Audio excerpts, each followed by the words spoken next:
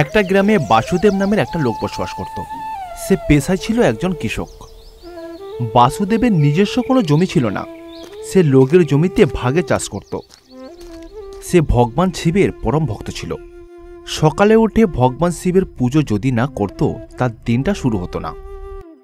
কবিতা, কি গো, কি করছো? কবিতা, আজকে তো সোমবার, সেই জন্য বলছিলাম তুমি ভগবান শিবের জন্য প্রসাদটা রেডি করেছো তো? কি গো?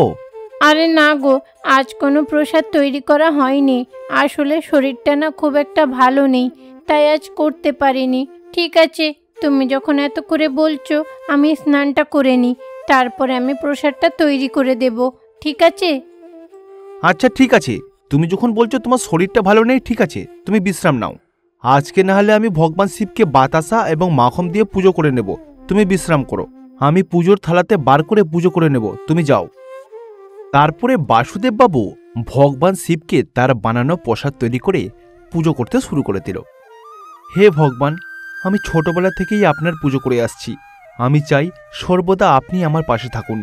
আপনি সর্বদা সমস্ত বিপদ থেকে আমাকে রক্ষা করবেন। আপনি আমার পিতা, আপনি আমার মাতা। হে স্বামী, আমার সংসার যেন ভালোভাবে আমি চালাতে পারি। আমাকে সর্বদা সমস্ত বিপদের হাত থেকে রক্ষা করো, আর কিছু চাই না আমি। বাসুদেববাবু এইভাবে ভগবান শিবের কাছে প্রার্থনা করছিল। পুজো পাঠ শেষ করে সে তার স্ত্রীর জন্য রান্না করল। তারপর রান্না করা খাবার খেয়ে সে লাঙলটাকে নিয়ে মাঠে চলে গেল। আরে বাসুদেব, কি ব্যাপার? তোমাকে দেখে এত খুশি মনে হচ্ছে, কি হয়েছে কি? আরে আগের বছরে চাষ করে অনেক টাকা লাভ হয়েছিল, সেই লাভের টাকা দিয়ে আমি গ্রামের সমস্ত মানুষের ঋণ শোধ করেছিলাম। আজ হয়তো আমার হাতে টাকা নেই ঠিকই, কিন্তু তাতে কোনো প্রবলেম নেই, কারণ আমার মাথায় তো আর কোনো লোনের মতো বোঝা নেই। সেই জন্য এবছরও আশা করছি, এবছরও আমি অনেক পরিশ্রম করব, অনেক পরিশ্রম করে কিছু টাকা লাভ করার চেষ্টা করব। তাহলে বাসুদেব, আবারও কি ওই দিনমজুরের কাজ করে টাকা উপার্জন করবি? হ্যাঁ রাঙ্গাইয়া, আর কি করব, আমি চাকরি করতে পছন্দ করি। তারা দুজন যখন কথা বলছিল তখন ওই গ্রামের গ্রামপ্রধান রমেশবাবু ওখানে এসে উপস্থিত হলো। আরে বাসুদেব, তুমি কার ব্যাপারে তো কথা বলছো? আরে বাবু, কিছু না, এবছরে চিন্তা করছিলাম যদি চাষ করি তো কিভাবে করব সেই বিষয়তেই আলোচনা করছিলাম। ও, তার মানে তুমি চাষের কাজ শুরু করে দিয়েছো? যদি তোমার ঋণের প্রয়োজন হয় আমাকে বলো, যত টাকা লাগবে আমি তোমাকে ঋণ দেব। না বাবু, এই বছরিতে চিন্তা করছি কারো কাছ থেকে কোনো কিছু ঋণ করব না। আগের বছরে যা টাকা লাভ হয়েছিল সেই টাকাটা একধারে জমিয়ে রেখেছি, ভাবছি ওই টাকা দিয়ে এবারে চাষবাসটা শুরু করে দেবো। সেই জন্য এবছরে আমার টাকার কোনো প্রয়োজন নেই। ও আচ্ছা, তার মানে তুমি এবছর ঋণ নিচ্ছ না। তুমি ঋণ না নিয়ে কিভাবে চাষ করবে সেটা আমিও দেখব। ঠিক আছে, আমিও দেখব তুমি ঋণ না নিয়ে চাষবাসের কাজ কিভাবে এগিয়ে নিয়ে যেতে পারো। এই কথা বলে গ্রামপ্রধান রমেশবাবু ওখান থেকে চলে গেলেন। তারপর রমেশবাবু কিছুটা দূরে গিয়ে সে মনে মনে চিন্তা করতে লাগলো, বাসুদেবের কত বড় সাহস, বলে টাকা লাগবে না, চাষ হয়ে যাবে। এই গরিবের এত টাকা এলো কোথা থেকে? যেই দিন ওর সত্যিকারের লোনের দরকার পড়বে সেই দিন যখন আমার কাছে আসবে তখন আমিও দেখাবো যে আমি কি জিনিস। রমেশ বিরাইয়ার ওপরে খুবই রেগে গেল। তারপর রমেশ যে জমিটা ভাগে নিয়েছিল সেই জমিটাকে ভালো করে লাঙল করতে লাগলো। কুদাল দিয়ে সমস্ত আগাছাগুলোকে ভালো করে পরিষ্কার করলো। বাসুদেববাবু কাজ শেষ করে সেই দিন রাতে সে তার বাড়িতে ফিরে গেল। বাড়িতে গিয়ে দেখলো যে তার স্ত্রী অজ্ঞান হয়ে পড়ে আছে। কবিতা, কবিতা, কি হলো? চোখ খুলো। সে তার চোখে মুখে জলের ছিটা দিল, কিন্তু তারপরও সে উঠল না, কারণ কবিতার চোখ দুটো নষ্ট হয়ে গেছিল। সঙ্গে সঙ্গে বাসুদেব বাবু তাকে নিকটবর্তী হাসপাতালে অ্যাডমিট করল। ওখানে ডাক্তারবাবু কবিতার চেক আপ করে তারপর বাসুদেবকে বলল, দেখুন বাবু, আপনার স্ত্রীর আলসার হয়েছে, আপনার স্ত্রীকে 48 ঘন্টার মধ্যে অপারেশন করাতে হবে। অত্যাধিক ব্যথা এবং যন্ত্রণার কারণে তার দুটো চোখ নষ্ট হয়ে গেছে। দেখুন, অপারেশনের জন্য কিন্তু প্রায় 50,000 টাকা খরচা হতে পারে। আপনি কাউন্টারে 50,000 টাকা জমা করে দিলেই কিন্তু আমরা অপারেশন শুরু করে দেব। আপনি যত তাড়াতাড়ি পারেন টাকা জোগাড় করুন। এটা শোনা মাত্রই বাসুদেববাবু গ্রামপ্রধান রমেশের কাছে দৌড়ে গেল। সে প্রাণপণে ছুটতে লাগলো তার বাড়ির দিকে। কি ব্যাপার বাসুদেব, এত রাতে আমার বাড়িতে? বাবু, দয়া করে আমাকে কিছু টাকা ধার দিন, আমার স্ত্রীর চোখ নষ্ট হয়ে গেছে, দয়া করে আমাকে টাকা ধার দিয়ে সাহায্য করুন। আরে বাসুদেব, এটা কি? তুমি তো সকালেই আমাকে বললে যে তোমার কোনো টাকা লাগবে না। তুমিই তো আমাকে বললে চাষবাস করে বেশ কিছু টাকা জমি রেখেছো, সেই টাকা দিয়ে তোমার স্ত্রীর চিকিৎসা করাও। এখন আবার আমার কাছে আসার দরকার কি? বাবু, আমার কাছে কিছু টাকা আছে ঠিকই, কিন্তু অপারেশন করার জন্য অত টাকা আমার কাছে নেই। বাবু, দয়া করে আমাকে অন্তত সাহায্য করো। সকালের মধ্যেই তো দেখছি তোমার সমস্ত অহংকার ফুস হয়ে গেল। বাহ, বুঝলে তো, বেশি বার বাড়াটা কিন্তু একদমই ঠিক নয়। ঠিক আছে, আমি তোমাকে কিছু টাকা দিচ্ছি, এই টাকাগুলো রাখো, কিন্তু হ্যাঁ, একটা শর্তে, যে লোনের টাকাগুলো তোমাকে দিচ্ছি সেই টাকাগুলো কিন্তু সুদ সমেত সময় মতো ফেরত দেবে। ঠিক আছে বাবু, আমি সময় মতো আপনার লোন শোধ করে দেব, আমাকে দয়া করে টাকাগুলো দিন। তারপর বাসুদেব বাবু তাকে ধন্যবাদ জানিয়ে টাকাগুলোকে নিয়ে দৌড়ে দৌড়ে ডাক্তারবাবুর কাছে এসে জমা করল। ডাক্তারবাবু অপারেশন করে কবিতাকে সম্পূর্ণরূপে সুস্থ করে তুলল। একদিন বা দুদিন থাকার পরে কবিতার হসপিটাল থেকে ছুটি হয়ে গেল। তার স্বামী তাকে নিয়ে বাড়ি চলে এলো। কবিতা, তোমার শরীর এখন কেমন আছে? এখন ঠিকঠাকভাবে সুস্থ মনে হচ্ছে তো? হ্যাঁ গো, আমি এখন আগের থেকে অনেকটাই ভালো আছি। তোমাকে শুধু শুধু আমার জন্য ঋণ নিতে হচ্ছে। তুমি এদিকে চাষের কাজটাও শুরু করতে পারলে না, আমার জন্য তোমায় কত কষ্ট করতে হচ্ছে। না কবিতা, সেরকম কোনো ব্যাপার নয়। তোমাকে সুস্থ করা তোলা তো আমার কর্তব্য। এখন তুমি বাড়িতে চলে এসেছো, আমি এখন নিশ্চিত। এইবার আমি কাল থেকে মন দিয়ে চাষবাসের কাজ শুরু করে দেব। বাসুদেব বাবু যে টাকা জমেছিল সেই জমানো টাকা দিয়ে আবার চাষের কাজ শুরু করে দিল। একদিকে সে চাষবাসে সারাদিন কাজ করত, আর তারপরে বাড়িতে এসে রান্নাবান্না সহ তার স্ত্রীর ভালো করে খেয়াল রাখত। এইভাবে বেশ কিছুদিন কেটে গেল। এই মাসটা তো কেটে গেল, কই বাসুদেব তো লোনের টাকাটা শোধ করে দিয়ে গেল না। যখন টাকা দরকার ছিল বাবু বাবু করে হাতে পায়ে ধরে ফেললো, আর টাকা শোধ করার বলতাই বাস। দাঁড়াও, আমি যে কি জিনিস তোমাকে আমি হারে হারে টের পাওয়াবো। আমি আগেই বলেছিলাম আমার টাকা কেউ মারতে পারবে না, এইবার ঠেলা বোঝাবো আমি। তারপর গ্রাম প্রধান পঞ্চায়েতের সমস্ত মেম্বারকে ডেকে বাসুদেব বাবুকে ডাক করালো। কি হয়েছে বাবু, আপনি আমাকে ডেকে পাঠিয়েছেন? আমি তোমাকে এই কারণে এখানে ডেকেছি, তোমাকে স্পেশাল সম্মান করব। সম্মান? আমাকে সম্মান? আমি কিছু বুঝতে পারছি না। কেন, তুমি বুঝতে পারছো না? আমার 2 মাসের টাকা বাকি আছে। তুমি কি বুঝতে পারছো না কি জন্য তোমাকে ডেকেছি? বাবু, আপনি হয়তো জানেন না, আমার স্ত্রী এখনো অসুস্থ। প্রতি মাসে ওর ওষুধ কিনতে কিনতে সমস্ত টাকা শেষ হয়ে যাচ্ছে। সেই জন্য আমি সময় মতো আপনার টাকাটা শোধ করতে পারছি না। বাবু, একবার আমার ফসলটা উঠে যাক, তারপর আমি কথা দিচ্ছি সমস্ত টাকা আপনার শোধ করে দেব। আমি আপনার একটাও টাকা ফেলে রাখবো না। রমেশবাবু বাসুদেবের কোনো কথাই শুনল না। সে তার পেয়াদা দিয়ে তাকে লাঠিপেটা করতে শুরু করলো। বেচারা বাসুদেব মুখ বুজে সমস্ত মার সহ্য করল। কি গো, তোমার এইসব কি হয়েছে? তোমার শরীরে এত চোট লেগেছে কি করে গো? রমেশবাবু আমার কষ্ট না বুঝেই তার পেয়াদা দিয়ে আমাকে লাঠিপেটা করেছে। আমি তাকে সময় মতো টাকা দিতে পারিনি, সমস্ত লোকের সামনে আমাকে অপমান করেছে। এইভাবে মন খারাপ করো না, আমাদের দুঃখ কষ্টগুলো গিয়ে ভগবান শিবকে জানাও, উনি ঠিক সমাধান বার করে দেবেন। তারপরে বাসুদেব বাবু ভগবান শিবের কাছে গেল। তার কাছে গিয়ে মনের সমস্ত দুঃখ তাকে বলল। হে ভগবান শিব, আমি খুবই সমস্যার মধ্যে আছি, দয়া করে এই সমস্যা থেকে আমাকে মুক্তি দাও। আমার স্ত্রী অসুস্থ, যার জন্য আমি টাকা ঠিকঠাকভাবে উপার্জন করলেও সে টাকা খরচা হয়ে যাচ্ছে। আপনাকে আর কি বলবো, আপনি তো সবই জানেন আমার ব্যাপারে। ভগবান, আমার পরিস্থিতি বোঝার চেষ্টা করুন, দয়া করে আমাকে এই কঠিন পরিস্থিতি থেকে বার করুন। স্বামী, আমি আর অপমান সহ্য করতে পারছি না। বাসুদেববাবু এইভাবে মহাদেব শিবের কাছে প্রার্থনা করল।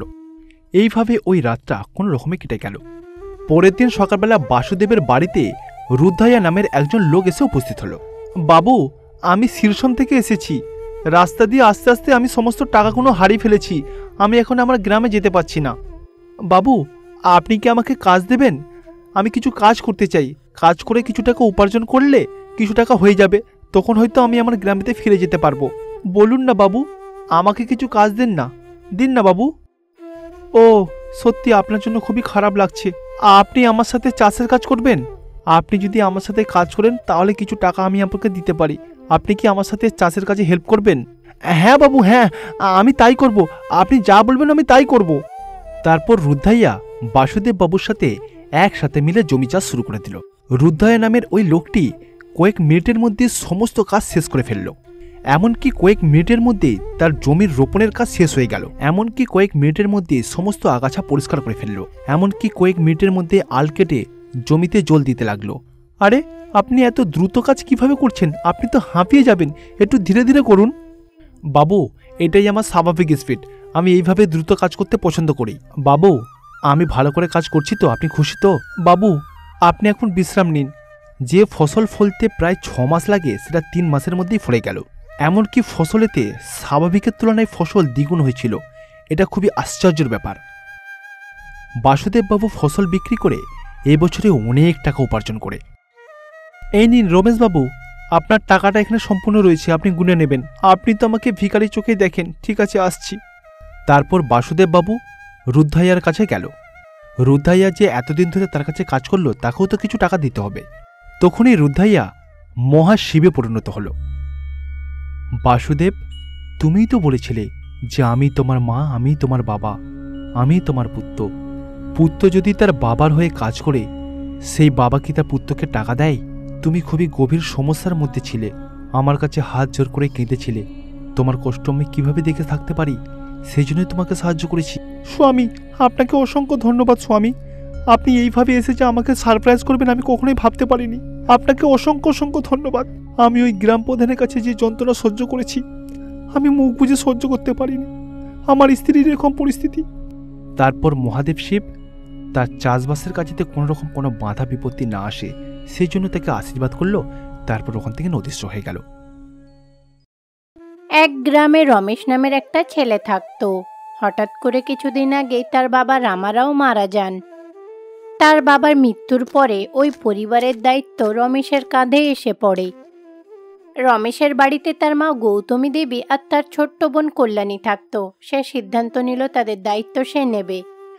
আরে বাবা রমেশ, দেখ না, তোর বাবার মৃত্যুর পরে গ্রামবাসীরাও মুখ ফিরিয়ে নিল। সবাই কত কটু কথা শোনাচ্ছে, কিন্তু এই এক সময় তোর বাবাই এই গ্রামের লোকেদের কত কল্যাণ করেছে, তাই না রে বাবা? তারপরে দেখ না, তোর বাবা কার কার কাছ থেকে ঋণ নিয়েছিল আমি তো জানি না, আর আমি চিনিও না। এবারে এই ঋণগুলো কি করে শোধ করব? তারপরে বাড়িতে তোর একটা বোন রয়েছে, তারও তো বিয়ে দিতে হবে। এই সব কিছু তুই কি করে করবি রে বাবা, বল না। আরে মা, তুমি শুধু শুধু চিন্তা করছো। আমি তো এখনো বেঁচে আছি নাকি? আমি সংসারের দায়িত্ব নেব আর আমার বোনের বিয়ে আমিই দেব, চিন্তা করো না। হ্যাঁ মা, তুমি চিন্তা করো না, আমিও এই পরিবারের দায়িত্ব নেব। আমি আর দাদা দুজনে মিলে কোনো কাজ করে টাকা উপার্জন করব। না কল্যাণী, তোকে কাজ করতে হবে না, তুই মন দিয়ে পড়াশোনা কর। আরে বোন, তুই এখনো অনেক ছোট। না না, তোকে কোনো কাজ করতে হবে না। আরে দাদা, আমরা তো মাত্র 1 বছরের ছোট বড়, আর দুজনে যে পড়াশোনা করব সেটা তো সম্ভব না, অনেক টাকা খরচ হবে। তাই ভাবলাম আমি পড়াশোনা বন্ধ করে দেব। দেখ বোন, তুই তো খুবই মেধাবী একটা ছাত্রী। তুই স্কুলেতে প্রতি বছর ফার্স্ট হোস। বাবারও স্বপ্ন ছিল তোকে নিয়ে, কত জানিস, যে তোকে ডাক্তার করবে। সেই জন্য বাবার স্বপ্নটা আমি এখন পুরো করব। দেখ বোন, আমাকে নিয়ে তোকে চিন্তা করতে হবে না। আমার যত কষ্টই হোক, তুই কিন্তু পড়াশোনা একদমই ছাড়বি না। আমি তোর বড় দাদা হিসাবে বলছি, যা বলছি শোন। বেশি কথা বলিস না, গিয়ে স্কুলে গিয়ে মন দিয়ে পড়াশোনা কর। দেখ বোন, সংসার সহ তোদের দুজনের দায়িত্ব আমি নিচ্ছি, তুই শুধু মন দিয়ে পড়াশোনা কর। এইভাবে রমেশ তার মা আর তার বোনকে বোঝালো। তারপরে সে নিজের পড়াশোনা চালাতে লাগলো। পড়াশোনার ফাঁকে ফাঁকে সে সারাদিন ঘুরে ঘুরে কাজ খুঁজতে লাগলো। একদিন কাজ খোঁজার জন্য সে ওই গ্রামে থাকা জমিদার বাবু রাঘবের বাড়িতে গেল।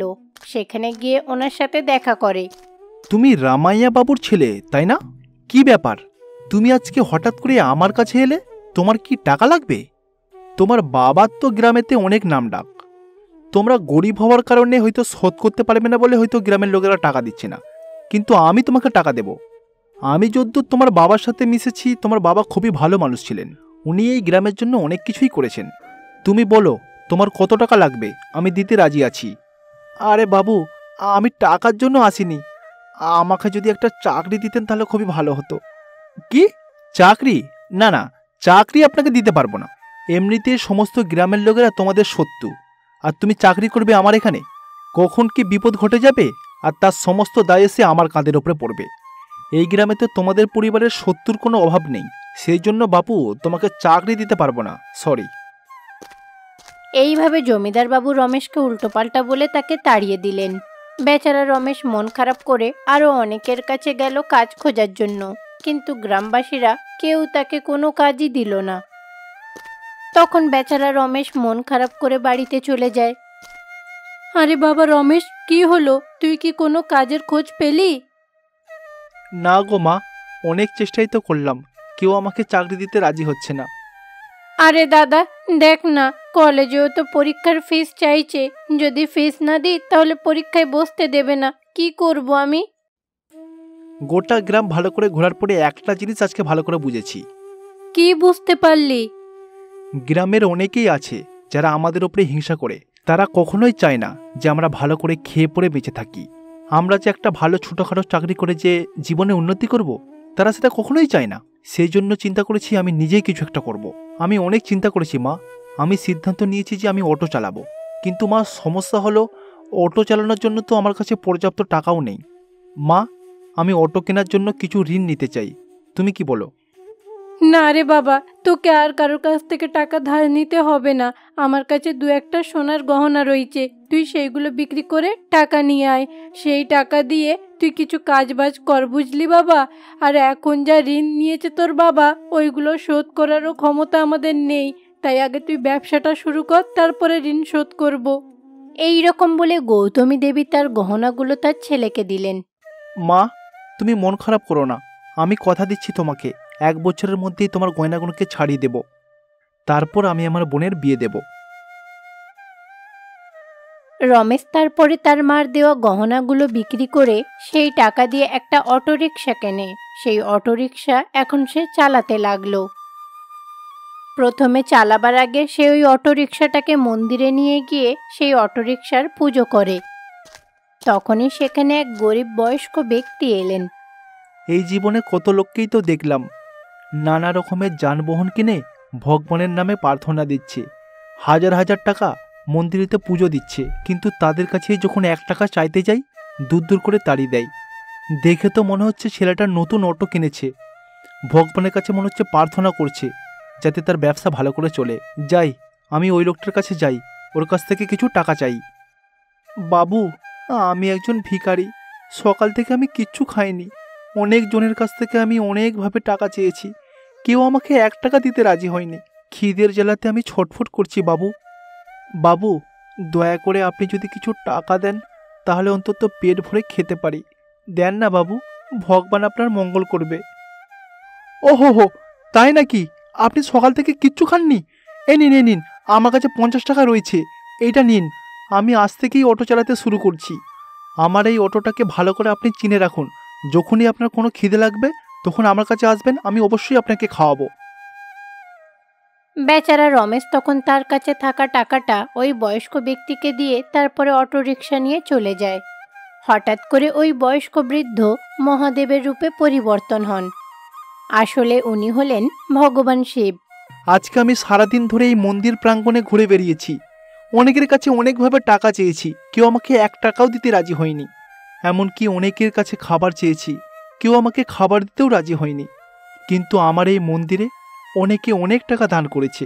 একটা পাথরের প্রতি তাদের এত মায়া, কিন্তু মানুষকেই তারা অবহেলা করে। কিন্তু প্রথমবার ছেলেটাকে দেখলাম যে একবার বলা মাত্রই তার কাছ থেকে 50 টাকা বার করে দিল। তার সাথে আমাকে অনেক সম্মানও করেছে। আমি সর্বদা ওই ছেলেটার উপকার করব। এই রকম ভেবে ভগবান শিব তারপরে কৈলাসে ফিরে গেলেন। সেই দিনের পর থেকে রমেশ অনেক কষ্ট করে অটোরিকশা চালিয়ে যা টাকা উপার্জন করত সেটা দিয়ে তার পরিবারের দেখাশোনা করত। কল্যাণী, এটা হচ্ছে আমার এ মাসের উপার্জন। আমি সংসার চালানোর জন্য তোকে কিছু টাকা দিচ্ছি, এই টাকাগুলোকে ভালো করে রাখবি। সংসার চালিয়ে যা টাকা বাঁচবে কলেজের ফিস দিবি। পরীক্ষার জন্য ভালোভাবে প্রস্তুতি নিচ্ছিস তো? ভালো করে মন দিয়ে পড়াশোনা কর। হ্যাঁ দাদা, তুমি এত কষ্ট করে আমাদের জন্য টাকা উপার্জন করছো, আমি তোমাকে নিরাশ করব না। তুমি দেখো, আমি খুব ভালো করে মন দিয়ে পড়াশোনা করব। এইভাবে কল্যাণী তার দাদাকে কথা দিল। এইভাবে প্রত্যেক দিন রমেশ সারাটা দিন ধরে অটোরিকশা চালাতে লাগলো। কিন্তু ওই গ্রামের লোকেরা রমেশ আর তার পরিবারকে ভালো নজরে দেখতো না। একদিন রমেশ তার অটোরিকশায় করে জমিদার বাবু রাঘবের মাল নিয়ে ওনার ফ্যাক্টরিতে গেলেন। ওনার ফ্যাক্টরিতে যাওয়ার পরে সেখানে জমিদার বাবুও হাজির ছিলেন। আরে রমেশ, আজকাল তাহলে তুমি অটো চালাচ্ছ? হ্যাঁ বাবু, অটো চালিয়ে নিজের পরিবারটাকে চালানোর চেষ্টা করছি। ও আচ্ছা, তোমার বাবা যে দুর্নাম করে গেছে, সেই দুর্নামের কারণে হয়তো তোমাকে কেউ চাকরি দিচ্ছে না, সেই জন্য হয়তো তুমি অটো চালাচ্ছ, তাই তো? একটা চোরের ছেলে অটো চালাবে না তো আর কি? আমি কিন্তু আপনাকে সম্মানের সাথে কথা বলছি, আপনিও কিন্তু আমাকে সম্মানের সাথে কথা বলুন। আপনার নিজের কাজটা নিজে ভালো করে করার চেষ্টা করুন। আমার বাবা যে ঋণ করেছিল তার কিন্তু অর্ধেক টাকা আমি শোধ করে দিয়েছি। বর্তমানে আমি অটো চালাচ্ছি, আশা করছি আমি 6 মাসের মধ্যে ব্যাংকের সমস্ত লোন শোধ করে দেব। দয়া করে এরকম কথা বলবেন না। রমেশের এমন কথা শুনে রাঘববাবু খুব রেগে যান। তোমার ওই টিংটিংয়ে ওই রকম অটো নিয়ে এত গর্ব? আমিও দেখব তোমার এই অহংকার কতদিন থাকে। আমিও দেখব যে তুমি অটো চালিয়ে কিভাবে ঋণ শোধ করো, তার ব্যবস্থা আমি করছি। তুমি সাপের ছোবলে পা দিয়েছ বাবা।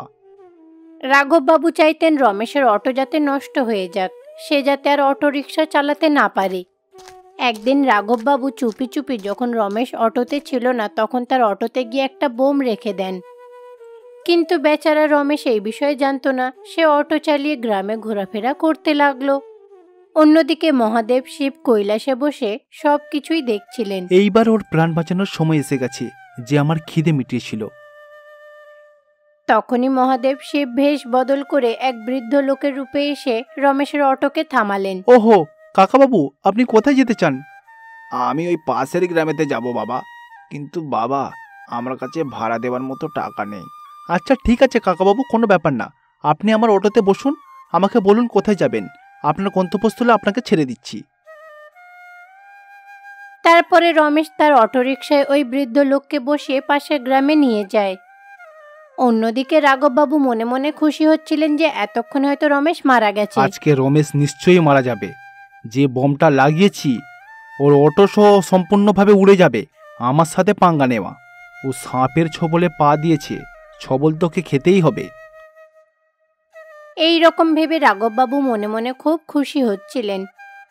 অন্যদিকে অটোতে বসে থাকা ওই বৃদ্ধ লোক নিজের আসল রূপে ফিরে এলেন। তারপরে মহাদেব শিব রমেশের অটোতে লুকিয়ে থাকা বোমটা নিয়ে রাঘবের ফ্যাক্টরিতে ছুঁড়ে ফেলে দেয়। সঙ্গে সঙ্গে রাঘবের ফ্যাক্টরিটা পুড়ে ছাই হয়ে যায়। এইটা দেখে তো রমেশ একেবারে অবাক হয়ে যায়, তার অটোতে মহাদেব শিব বসে রয়েছেন। সঙ্গে সঙ্গে রমেশ অটো থামালো, মহাদেব শিব নেমে এলেন। স্বামী, তার মানে আপনি ছদ্মবেশে আমার অটোতে বসেছিলেন শুধুমাত্র আমার প্রাণ বাঁচানোর জন্য? আমার প্রাণ বাঁচানোর জন্য স্বামী, আপনাকে অসংখ্য অসংখ্য ধন্যবাদ। আপনাকে অসংখ্য অসংখ্য ধন্যবাদ স্বামী। দেখো রমেশ, আমি তোমার মধ্যে সততা দেখেছি, তোমার মধ্যে ভালো মানুষের গুণ দেখেছি, মানুষের প্রতি তোমার মায়া, দয়া, হামদর্দি দেখেছি। তুমি সত্যি এই পৃথিবীর একজন শ্রেষ্ঠ মানুষ, সেই জন্যই আমি তোমার প্রাণ বাঁচিয়েছি। এই নাও রমেশ, বাকি জীবনটা সুখে কাটাও। এইভাবে মহাদেব শিব রমেশকে অনেক ধন দিয়ে তাকে আশীর্বাদ করে তিনি কৈলাসে ফিরে গেলেন। অন্যদিকে রাঘববাবুর ফ্যাক্টরি পুড়ে যাওয়াতে তিনি হাউ হাউ করে কাঁদতে লাগলেন। রমেশ তারপরে বাড়িতে এসে যা যা ঘটেছে তার মা আর বোনকে সব কিছু জানালো। তারপরে রমেশ সব ঋণ শোধ করে দিল। এইভাবে মহাদেবের আশীর্বাদে অটোরিকশা চালিয়ে তার মা আর বোনকে নিয়ে সুখে শান্তিতে দিন কাটাতে লাগলো।